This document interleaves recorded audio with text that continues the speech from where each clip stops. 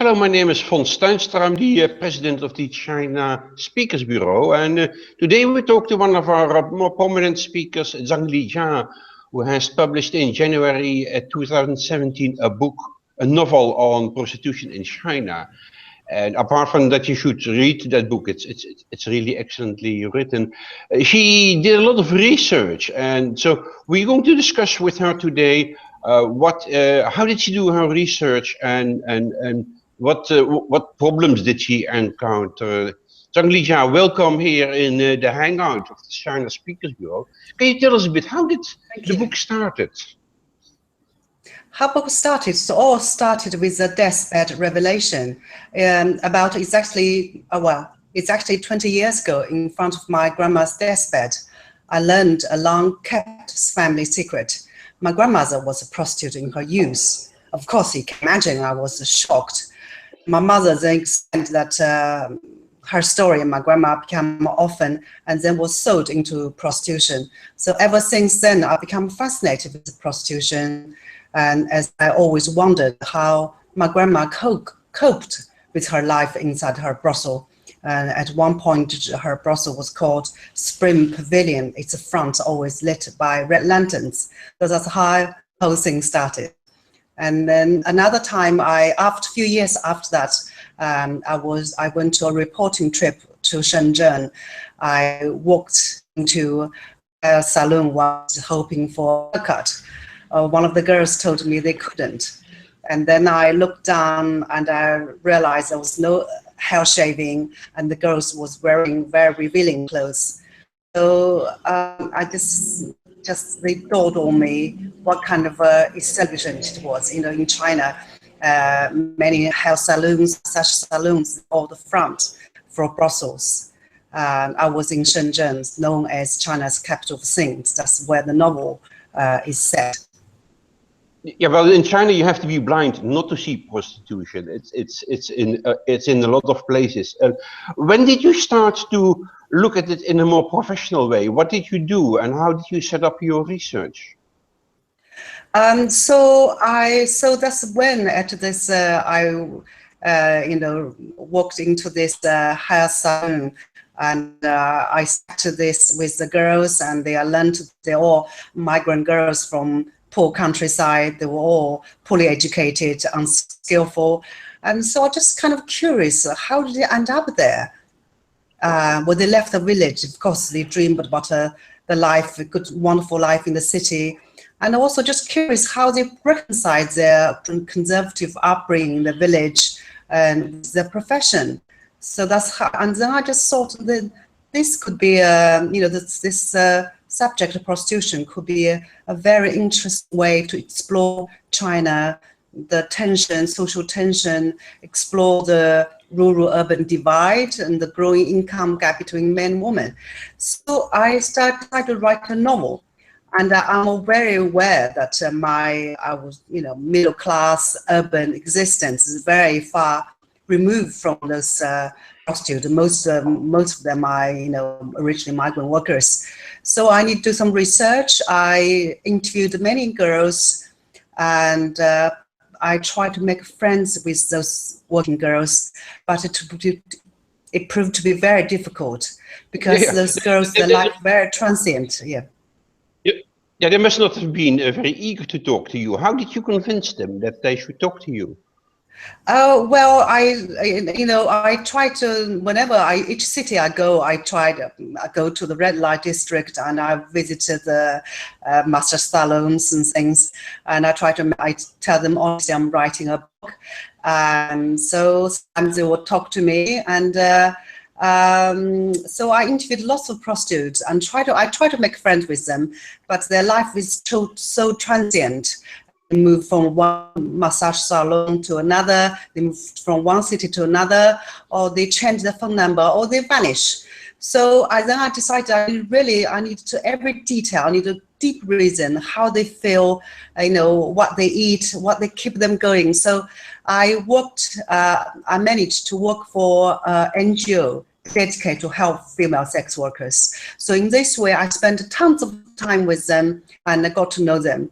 as my main task at this NGO was to distribute condoms. So I always go out with a staff member. We will go out to the area. There were lots of massage salons. We'll talk to the girls, sit down, have a cup of tea with them, and they will chat with them. And it takes time, just, then once they get to know you, they will, tell you their life, their stories. So I did lots of extensive interviews with some of the girls. Yeah, I know a little bit of this. Yeah, I know a little bit of the story. It started 20 years ago, but you spent exploring this life, huh? Yeah, yes. Yes, and particularly this girl a former prostitute, ran an NGO in a northern city. I shouldn't mention the city or the name of her NGO because in China it's so very, very sensitive. And her NGO, the government then don't really allow such an NGO to exist, so I have to be careful not to mention her name or this NGO's name. So I made friends with her, and she slowly opened up to me and told me how she one step, how she gradually slipped into this trade. I also went back to her family. I visited her home, the place close to her home village where she grew up. I visited the place, but she became quite a successful prostitute, and she managed to buy a property for her mother. So her mother brought up her daughter, so she bought a flat for them. Now they become a city people. And so I visited her family, and heard her story about her childhood. She told me when I was there, and she told me, look at this place. Once I was working in this field, I decided I didn't want to be a farmer in my life. I want to go to the city. Anyway, so it's a very slow process, but a rewarding process. And I mentioned. How is the position of these women? Like, I remember, if you go from a village to the big cities, you can go to a factory, or you can become also a prostitute. There are about 6 million, according to the World Health Organization, I saw a figure of 6 million prostitutes in China. So I would say probably at least 10 million, just from what I know, at least 10 million. The figure is very difficult to judge, but I would say at least 10 million. Yeah, and you divide them up in different groups. You said already the friend you made was doing very well, making good. Yes. Are they all doing well, or is there a kind of subdivision in how they are living? So there are different classes. The vast majority, they are working kind of middle, low classes establishment, working massage salons, health salons, beauty salons, and lower than them, the street girls. They stand in the street, selling sex in the street, behind trees and in the parks and dark corners. Even lower than that, there's woman working at a construction site, so almost like a communal wife for the migrant workers. And moving upwards, there were higher end, middle. For example, this this lady who runs the NGO, she worked at a middle up class place, a massage place inside a fairly up class bathing center. Bit of money, and then there were also people who were rented as temporary wives for a few days, for 1 week. And there were also the arnai, or the mistress. I see them as prostitute because the union is based on money, not emotional needs. So this mistress, they are the top of the prostitution hierarchy, I would say. Well, there's one question I want to ask you before we end this session. It's in the West, prostitution is very much organized with crime, organized crime, human trafficking. It sounds, is that the same in China? It sounds like more a voluntary choice of the women. Yes, absolutely. I think from what I know, the vast majority of women enter the trade on their free will. Because they have limited choices, but they are not forced into it.